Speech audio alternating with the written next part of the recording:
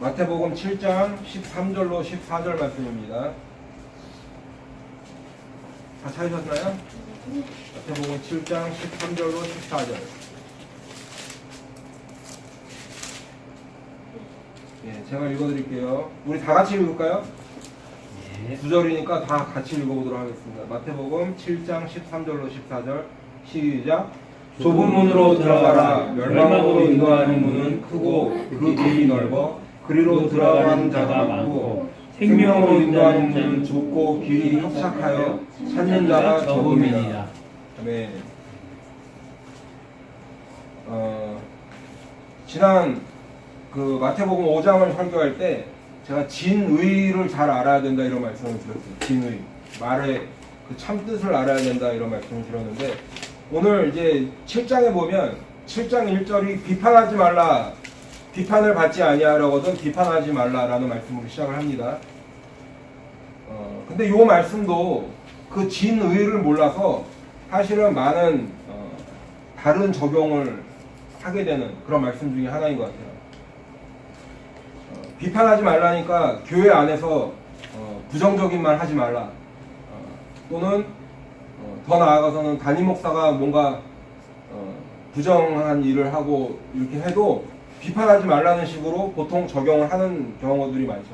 그래서 교회 안에서 정말 담임 목사나 아니면 다른 이 중직자들이 어떤 부정을 저질러도 입 밖의 독을 내면 안 돼. 예?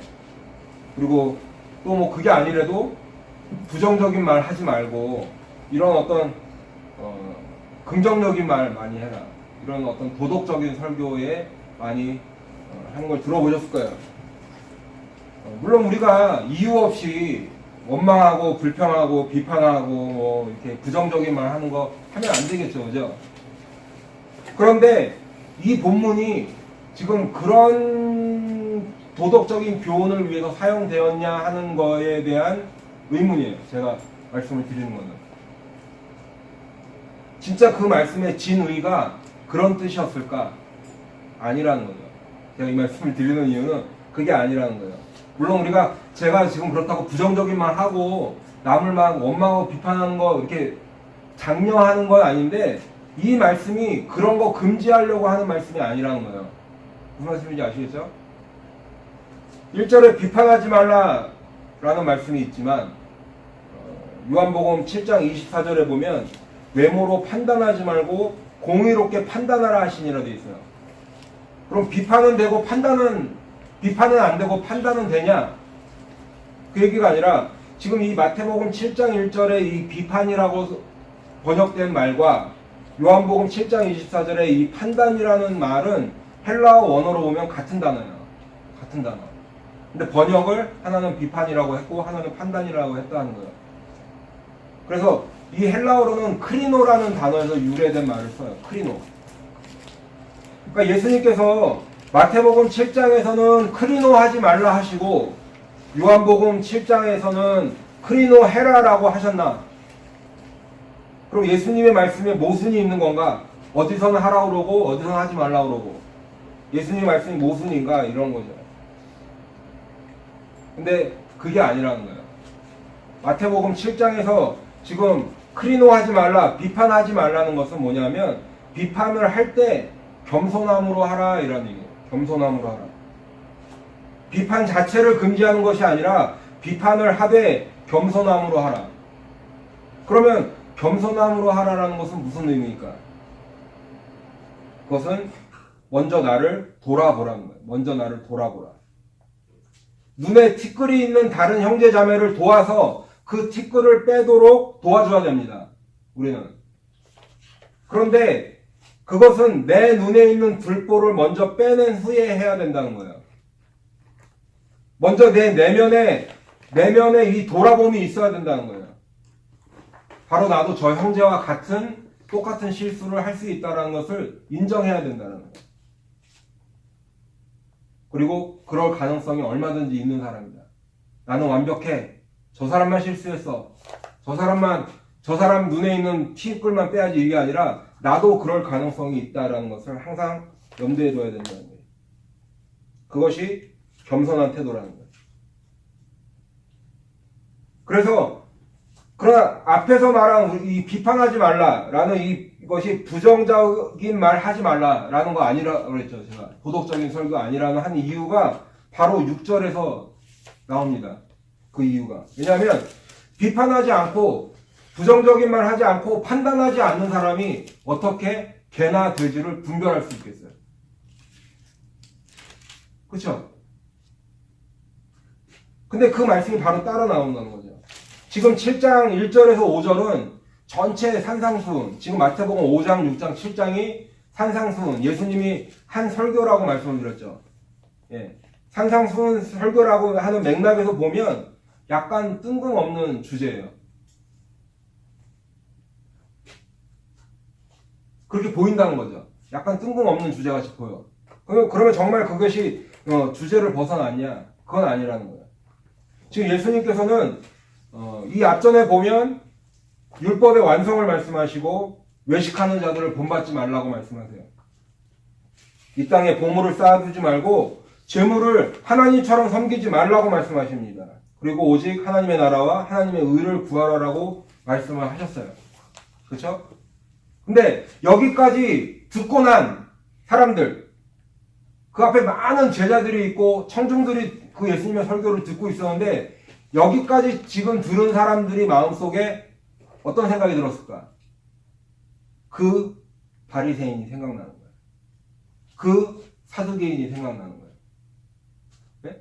요즘으로 치면 김집사가 생각나는 거야. 이장로가 생각나. 박목사가 생각나요. 누구 특정 인물을 지칭하는 게 아닙니다. 그냥 김이박이 한국 사람 중에 제일 많은 성씨니까. 그 사람이 생각난다는 거예요. 그래서 하시는 말씀이 예수님이 비판하지 말라. 우리는 천성이 죄인이기 때문에 어떤 진리의 말씀을 듣고 하나님의 말씀을 들었을 때 그걸 깨닫게 되면 내가 마치 그 진리를 다 습득한 사람인 양 착각을 하고 살아요. 그리고 곧바로 다른 사람을 판단을 하기 시작합니다. 지금 예수님은 그거 하지 말라는 거예요. 그거 하지 말라. 그럴 때 말씀을 듣고 깨닫게 되면 저 사람은 어떻다, 저 사람은 어떻다, 왜 저 사람은 이럴까, 왜 저 사람은 저럴까가 아니라 나는 하나님 말씀 앞에 어떤 사람인가. 그거를 먼저 봐야 된다는 거예요.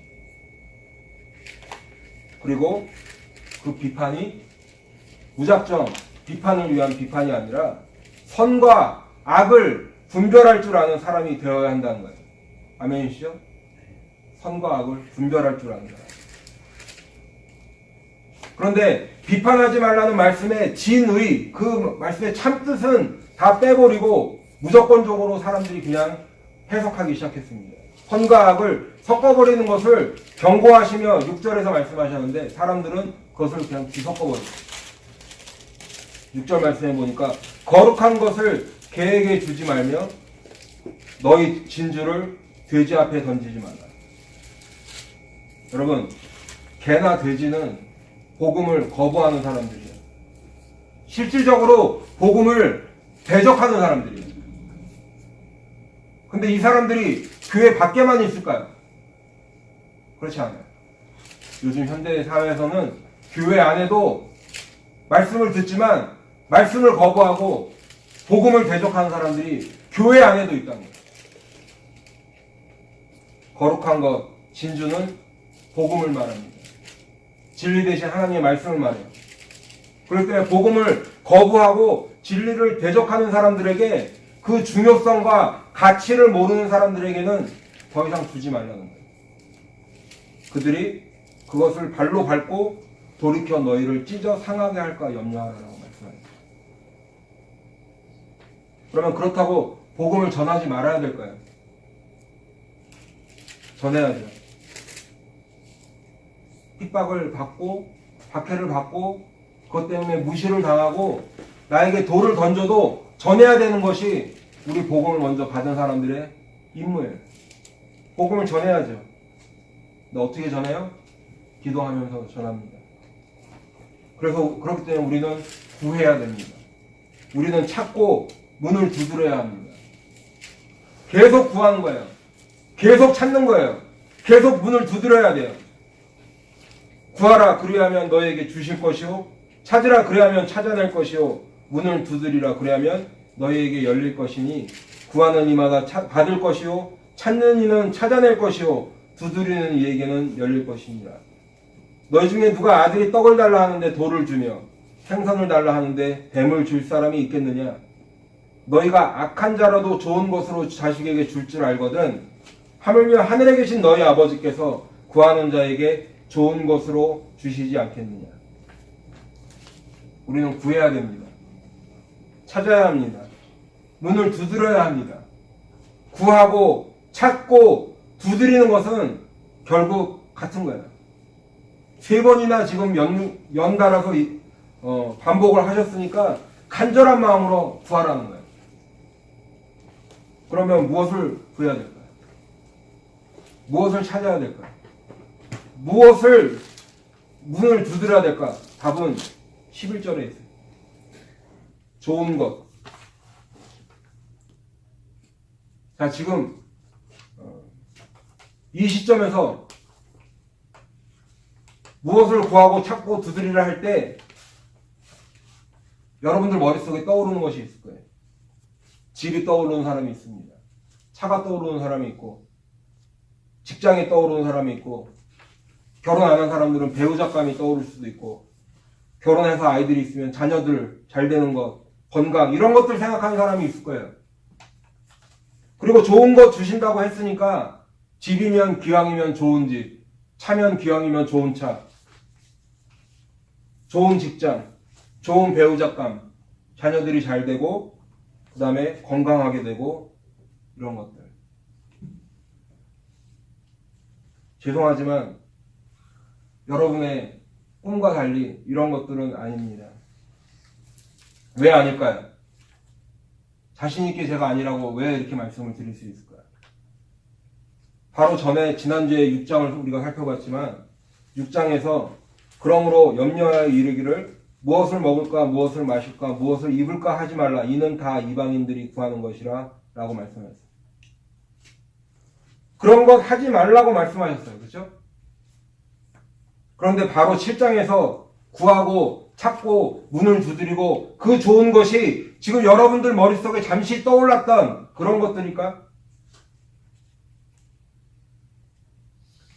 우리가 생각하는 좋은 것이라는 것은 결국은 생활이 안정되는 것이고 풍요를 누리는 것이고 부를 축적하는 것들입니다.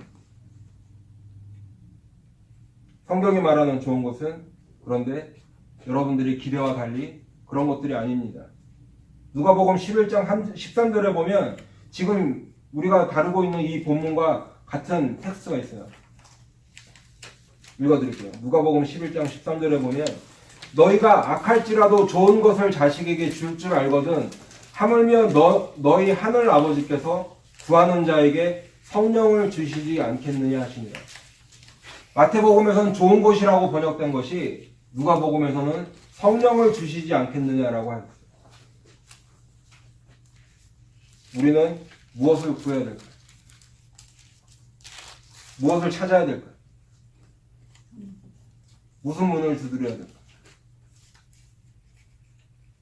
지금 1절부터 7장 1절부터의 문맥을 쭉 보면 나의 들보를 돌아보고 형제의 티끌을 빼주는, 다시 말해서 나의 내면의 신앙을 돌아보고 또 나와 다른 형제에게 선과 악을 분별할 수 있도록 도와야 됩니다. 진리의 복음을 전하되 내가 내 힘이나 내 능력이나 내 노력이나 내 의지로 하는 것이 아니라 그것을 구해하고 찾고 문을 두드리듯 계속 간절하게 구하면 우리에게 주실 것이라고요. 찾게 될 것이라고 말씀해 주셨어요. 열어주신다고 말씀해 주셨어요. 무엇을요? 성령을 주신다는 거예요. 누가? 하늘에 계신 너희 아버지. 그 끝에 결론을 이제 12절에 이렇게 말씀하고 있습니다. 그러므로 무엇이든지 남에게 대접을 받고자 하는 대로 너희도 남을 대접하라. 이것이 율법이요 선지자니라. 지금 이 12절의 말씀을 황금률이라고 보통 얘기를 합니다. 남에게 대접을 받고자 하는 대로 너희도 남을 대접하라. 황금률. 신약 성경에만 있는 것이 아니라 랍비의 가르침에도 있었고 심지어는 힌두교나 불교에도 비슷한 가르침이 있어요. 근데 갑자기 예수님이 왜 이 말씀을 하셨을까? 예수님의 리스트에도, 좋은 명언 리스트에도 하나 좀 올리셔서 사람들에게 희자되길 원하셨을까? 많은 주석들이 이렇게 얘기합니다. 랍비의 가르침이나 다른 이 황금률들은 보면 내가 싫으면 다른 사람도 싫어하니까 그것을 강요하지 말라라는 식의 부정문으로 쓰여 있고, 예수님의 황금률은 남에게 대접을 받고자 하는 대로 너희도 남을 대접하라고 했으니 긍정적이라는 표현이다. 같은 황금률이지만 그게 차이점이다. 여러분들 진짜 이것 때문에 예수님이 이 말씀을 하셨다고 생각하시는 분은 안 계시겠죠? 우리 워싱턴 그레이스 침례교회 성도님들은 그런 분은 안 계실 거예요. 12절 시작이 지금 그러므로라고 돼 있어요. 그러므로. 그러니까 뭐예요? 결론이라는 거죠. 그러니까 12절 말씀만 동떨어진 말씀이 아니라 앞에 말씀들의 결론임을 우리가 알 수 있어요. 그냥 쉽게 국어 책 읽듯이만 읽어도 알 수 있어요. 그죠?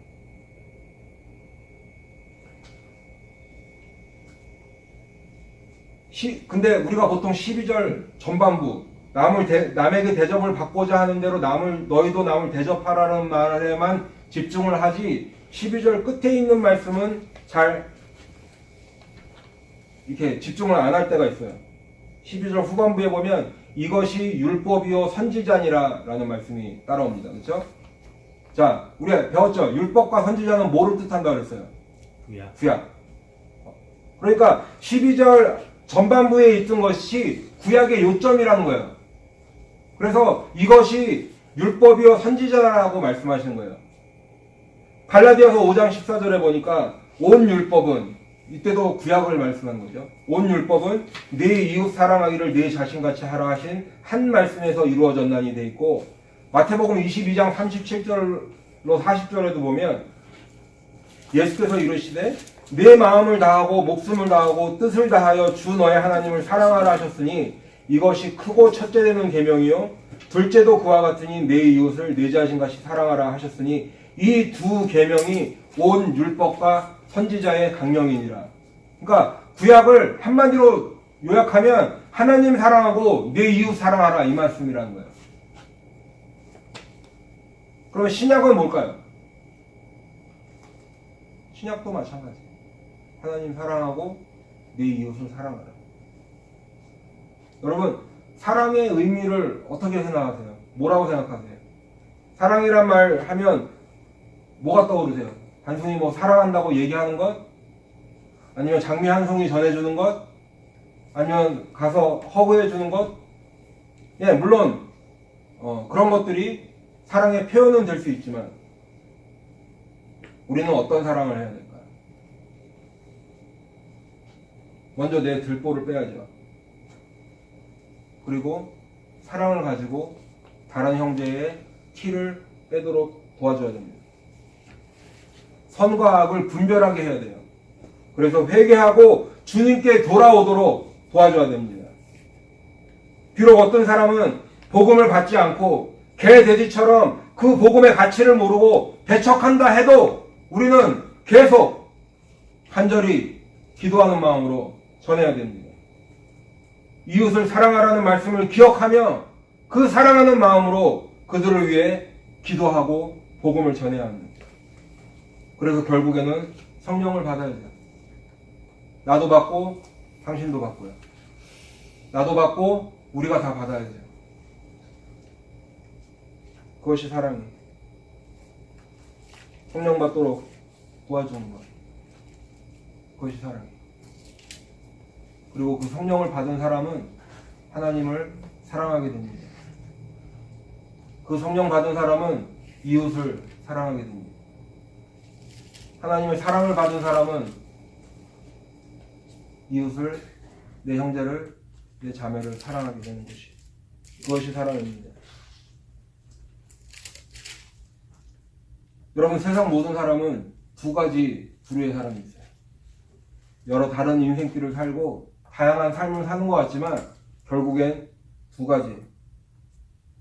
영생을 얻는 사람, 멸망으로 가는 사람. 멸망으로 인도하는 문은 크고 그 길이 넓어 그리로 들어가는 자가 많고, 생명으로 인도하는 문은 좁고 길이 협착하여 찾는 자가 적음이라고 말씀하고 있습니다. 그렇기 때문에 예수님은 지금 우리에게 명령하고 계세요. 뭐라고요? 좁은 문으로 들어가라고. 좁은 문이 생명의 문이야. 좁은 문이 생명으로 인도하는 문으로 들어가야 너가 살 수 있어. 예수님의 이 명령은 우리를 억압하는, 가다놓는 강압적인 명령이 아니라 마치 물에 빠진 사람에게 그 줄을 잡아! 그래야 너가 살 수 있어. 그 튜브를 잡아! 그래야 너가 그 물에서 나올 수 있어 라고 얘기하는 절규의 명령이에요. 예수님은 우리에게 생명의 문으로 들어갈 것인지 멸망의 문으로 들어갈 것인지 둘 중 하나를 선택하라고 말씀하고 있어요. 신명기 30장 19절로 20절에 보면 이제 모세가 거의 나이가 많이 들어서 마지막 고별 설교는 아니지만 거의 이제 이 뭐랄까 고별 설교 같이 하는 말씀이 나옵니다. 그때 이 모세의 설교가 바로 오늘 이 좁은 문으로 들어가라는 것처럼 절규의 내용을 담고 있어요. 이스라엘 백성이 이제 가나안 땅에 들어갈 텐데 너희들이 제발 거기서는 하나님께 순종하고 살아라 라는 이 절규의 설교. 내가 생명과 사망과 복과 저주를 네 앞에 두었은즉 너와 네 자손이 살기 위하여 생명을 택하고 내 여호와 내 하나님 여호와를 사랑하고 그의 말씀을 청종하며 또 그를 의지하라. 그는 내 생명이시요 내 장수이시니 여호와께서 내 조상 아브라함과 이삭과 야곱에게 주리라고 맹세하신 땅에 내가 거주하리라. 살기 위해서 생명을 택하여야 된다. 오늘 동일하게 예수님은 우리에게 말씀하십니다. 좁은 문으로 들어가라고. 이제 예수님은 산상수훈의 마지막 결론을 13절부터 오늘 읽어드린 13절부터 27절까지로 결론을 맺으십니다. 13절부터 14절에 보면 13절 14절에 보면 두 종류의 문이 있습니다. 두 종류의 길도 있습니다. 두 종류의 종착지도 있어요. 그리고 두 종류의 사람이 있어요. 17절부터 20절에 보면 두 종류의 나무가 있습니다. 또 두 종류의 열매도 있습니다. 21절에서 23절에 보면 심판대 앞에 서는 두 부류의 사람들도 나옵니다. 24절로 28절에 보면 집을 짓는 두 종류의 기초가 있고 두 종류의 집을 짓는 사람들이 있습니다. 예수님은 지금 아주 명확하게 선을 그어 놓으셨습니다. 멸망으로 인도하는 문과 생명으로 인도하는 문. 아주 명확하고 확실하게. 그 첫 번째 경고가 15절 말씀에 보니까 거짓 선지자들을 삼가라라고 말씀하십니다. 처음에도 말씀드렸지만 우리는 무분별한 비판, 이유 없는 비판, 그저 내 이 화를 분출하기 위해서 하는 비판, 그런 것들은 하지 말아야겠죠. 그러나 분별은 해야 됩니다. 특히 거짓 선지자에 대한 분별입니다. 그래서 거짓 선지자를 대할 때 태도는 아주 단호하게 해야 합니다. 거짓 선지자는 노략질하는 일이라고 말씀하고 있습니다.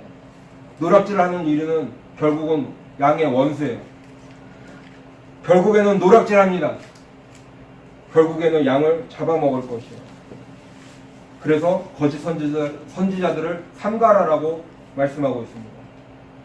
그러면 어떻게 거짓 선지자들을 분별할까? 그 열매로 알라는 거예요. 16절 20절에 두 번이나 말씀하세요. 그 열매로 그들을 알지라. 1위는 아무리 양의 옷을 입고 있어도 양 잡아먹는 일이에요. 가시나무나 엉겅퀴는 아무리 포도나무인 척하고 무화과나무인 척해도 그 열매를 맺는 시기가 되면 그 정체를 드러내게 돼 있습니다. 그렇기 때문에 하나님의 말씀을 설교하고 가르치는 사람들, 특히 저처럼 목사들이나 이런 사람들은 하나님의 말씀에 자신을 비춰봐야 돼요. 혹시 내가 노략질하는 일인은 아닌가? 혹시 내가 거짓 선지자는 아닌가? 끊임없이 나를 돌아봐야 됩니다.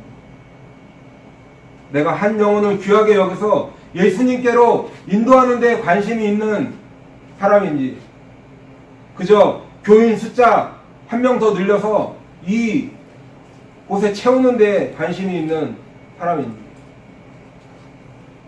근데 얘기를 나누다 보면 모두 다 한 영혼에 관심이 있다고 얘기합니다. 나는 아니라고 얘기해요. 모두 다 교인 숫자는 관심 없다고 얘기합니다.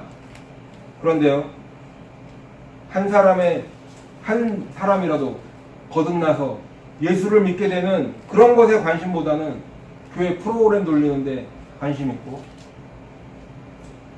우리 교회 교인 몇 명 되었다라고 자랑하고, 우리 교회 목표가 몇 명의 교인 세우는 거고, 무슨 건물을 짓는 거고, 거기에 온 정신을 다 쏟습니다. 마치 말로는 주님을 위해서 목회한다고 얘기하지만 실제로는 자신의 욕심에 모든 포커스를 두고 있는 것이죠. 돌아봐야 합니다. 지금 예수님께서도 그것을 말씀하고 계십니다. 21절부터 보면 나더러 주여 주여 하는 자마다 다 천국에 들어갈 것이 아니요 다만 하늘에 계신 내 아버지의 뜻대로 행하는 자라야 들어가리라. 그날에 많은 사람이 나더러 이르되 주여 주여 우리가 주의 이름으로 선지자 노릇하며 주의 이름으로 귀신을 쫓아내며 주의 이름으로 많은 권능을 행하지 아니하였나이까 하리니 그때 내가 그들에게 밝히 말하되 내가 너희를 도무지 알지 못하니 불법을 행하는 자들아 내게서 떠나가라 하리라. 그러므로 누구든지 나의 이 말을 듣고 행하는 자는 그 집을 반석 위에 지은 지혜로운 사람 같으리니 비가 내리고 창수가 나고 바람이 불어 그 집에 부서치되 무너지지 아니하나니 이는 주초를 반석 위에 놓은 까닭이요 나의 이 말을 듣고 행하지 아니하는 자는 그 집을 모래 위에 지은 어리석은 사람 같으리니 비가 내리고 창수가 나고 바람이 불어 그 집에 부딪힘에 무너져 그 무너짐이 심하니라. 지금 말씀을 보게 되면 17절, 18절, 19절에 좋은 열매와 나쁜 열매를 말씀하고 있습니다. 21절에 보면 내 아버지의 뜻대로 행하는 자, 23절에 보면 불법을 행하는 자들, 24절에는 듣고 행하는 자, 26절에는 듣고 행하지 아니하는 자. 우리가 이 표현들에 주목할 필요가 있습니다. 지금 이 말씀은 좁은 문으로 들어가라는 말씀의 연장선상이에요. 연장선상입니다. 생명과 멸망의 다른 점은 생명과 멸망의 갈림길은 좁은 문에 있어요. 생명으로 인도하는 문으로 들어갔는가? 아니면 멸망으로 인도하는 문으로 들어갔는가? 생명과 멸망의 경계는 무엇을 듣고 아느냐가 아니라 무엇을 믿고 그 믿은 대로 행하느냐에 있다는 거예요. 생명과 멸망의 경계는 주의 이름으로 선지자 노릇하며 주의 이름으로 귀신을 쫓아내며 주의 이름으로 많은 권능을 행하는 것이 아니라는 거예요. 얼마나 놀라운 일들을 행하는가가 아니라는 겁니다. 다시 말하면 이 말씀의 진의는 내가 하늘에 계신 내 아버지의 뜻대로 행하는 사람인가, 하나님의 뜻대로 행하는 사람인가. 우리는 이 말씀을 행위로 구원받는다는 행위 구원의 말씀으로 이해하시면 안 됩니다. 에베소서 2장 8절로 9절에 보면 너희는 그 은혜에 의하여 믿음으로 말미암아 구원을 받았으니 이것은 너에게서 난 것이 아니요 하나님의 선물이라. 행위에서 난 것이 아닌 이는 누구든지 자랑하지 못하게 합니다. 우리는 하나님의 은혜로 믿음으로 말미암아 구원을 얻는다고 믿고 있는 사람들이에요. 우리가 구원받는 길은 오직 예수를 믿음으로 하나님의 은혜로 구원받을 수밖에 없어요. 하나님의 은혜로만요. 그리고 그 은혜로 구원받은 사람들은 하나님의 뜻대로 행한다는 것이에요. 하나님의 뜻에 순종하며 살아간다는 것. 내 아버지의 뜻대로 행하는 자가 되어야 된다는 것. 그리고 주님의 말씀을 듣고 행하는 자가 되어야 한다는 것이죠. 모든 성도들이 자신을 돌아봐야 됩니다. 신앙이 좋다고 생각하는 사람들, 내가 봉사 좀 한다는 사람들, 신앙생활 좀 했다는 사람들 특별히 돌아봐야 돼요. 주의 이름으로 선지자 노릇하고 주의 이름으로 귀신을 쫓아내고 주의 이름으로 많은 권능을 행했다고 생각하는 사람들 특별히 더 조심해야 됩니다. 그것이 내 공로가 되고 그것이 내 의의가 되고 그것이 내 영광이 되면 주님의 평가는 단 한 가지. 내가 너희를 도무지 알지 못하네. 불법을 행하는 자들아 내게서 떠나가라 하실 것입니다. 민수기 23장 민수기 22장부터 24장에 보면 우리 읽었죠? 민수기 22장 24장 보면 발람이라는 사람이 나와요. 이 발람이라는 사람은 하나님께서 그에게 말씀도 주셨어요. 하나님의 영이 그 사람 위에 임했다고도 나와 있어요. 그런데요, 베드로후서 2장이나 요한계시록 2장에 보면 발람은 대표적인 거짓 선지자라고 나와 있습니다. 우리가 여기서 알 수 있는 것은 기적처럼 보이는 행동을 해도 겉으로 보기에는 경건해 보이고 소위 은혜롭게 보이는 사람일지라도 그 행동들이, 그 사람이 하는 행동들이 다 하나님께로부터 온 것이 아닐 수도 있다라는 거예요. 그렇기 때문에 여러분들은 먼저 내가 주님을 입술로만 따르는 사람인지 말로만 주님을 따른다고 하는 말만 앞서는 사람인지 돌아봐야 된다는 거예요. 그리고 동시에 그런 거짓 선지자들을 분별하고 그런 사람으로부터 떠나야 된다는 것입니다. 마지막 날에 주님의 심판대 앞에 서기 전에 자신이 혹시라도 그런 거짓 선지자 노릇하고 있다면, 내가 그런 불법을 행하는 자라면 빨리 돌이키고 회개해야 할 것입니다. 지금밖에 시간이 없어요. 우리가 육신의 몸을 입고 살아갈 때밖에 시간이 없어요. 주님이 지금은 기회도 주시고 은혜도 베푸시지만 마지막 날에는 단호하실 것이에요. 23절에 보면 그때 내가 그들에게 밝히 말하되 내가 너희를 도무지 알지 못하니 불법을 행하는 자들아 내게서 떠나가라 하리라. 지금 24절부터 27절의 말씀도 마찬가지예요. 두 종류의 사람이 나와요. 24절에 보면 그 집을 반석 위에 지은 지혜로운 사람이 나옵니다. 26절에 보면 그 집을 모래 위에 지은 어리석은 사람도 나와요. 근데 이 둘의 공통점은 뭘까요?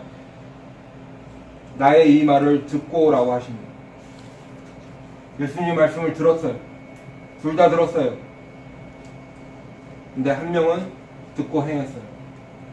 NIV 영어 성경 번역에 보면 practice라는 표현을 썼어요. 그런 사람들, 주님의 말씀을 듣고 행하는 자, 주님의 말씀을 듣고 practice 하는 사람들은 그 집을 반석 위에 지은 지혜로운 사람이라고 하셨어요. 그런데 주님의 말씀을 듣고도 행하지 아니하는 자는 그 집을 모래 위에 지은 어리석은 사람이라고 말씀하고 있습니다.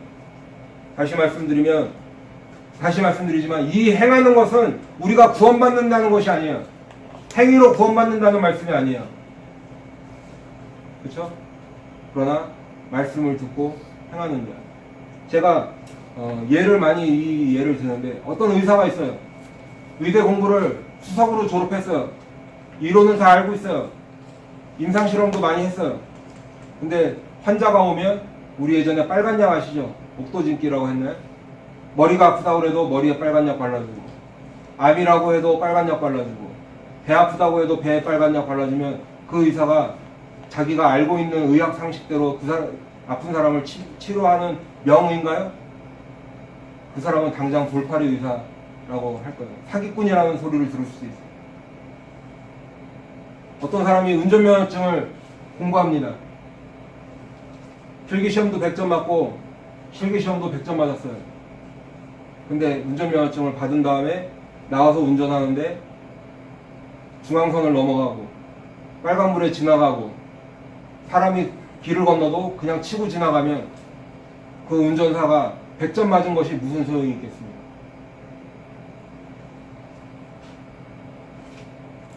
이 모든 말씀을 듣고 사람들이 예수님의 가르치심에 놀랐다고 하고 있습니다. 다른 말로 표현하면 압도되었다는 거예요. 무엇에 압도되었을까? 예수님은 지금 많은 사람들을 앉혀놓고 그 안에는 바리새인들도 있었고 사두개인들도 있었고 율법을 가르치는 사람들도 있었고 그냥 평범한 사람들도 있었는데 그 사람들이 다 압도되었다. 왜 무엇에 압도되었을까? 바로 예수님이 하나님이심을 나타내고 있습니다. 21절에 보니까 하늘에 계신 내 아버지의 뜻대로 행하느니라고 할 때에 이 하늘에 계신 내 아버지의 뜻과 24절에 보면 나의 이 말을 듣고 행하는 할 때 이 나의 이 말과 하나님의 뜻과 예수님의 말을 지금 동격화시키고 있어요. 같은 선상에 놓고 있다는 거예요. 그리고 22절에 보니까 그 날에 대해서 얘기하고 있어요. 그날 마지막 날 마지막 심판의 날 예수님은 마지막 날 심판 때에 심판주로 계실 것을 말씀하고 있어요. 주님이 하나님이심을 선포하고 계시지만 사람들은 예수님의 권위 있는 말씀에 압도되었고 아무도 예수님이 하나님이신 것에 대해서 반박할 수조차 없었어요. 이는 그 가르치시는 것이 권위 있는 자와 같고 그들의 서기관들과 같지 아니하니라. 이 말씀을 정리하겠습니다. 여러분 앞에 두 개의 선택이 있습니다. 좁은 문, 생명으로 인도하는 문이 있고 멸망으로 인도하는 넓은 문이 있습니다. 예수를 믿어 하나님의 은혜로 좁은 길을 갈 것인가? 생명의 길을 갈 것인가? 아니면 멸망으로 인도하는 넓은 길을 갈 것인가? 마지막 심판날에 영생의 천국에 들어갈 것인가? 아니면 멸망의 심판을 받을 것인가? 이제 선택은 여러분에게 있습니다. 기도하겠습니다.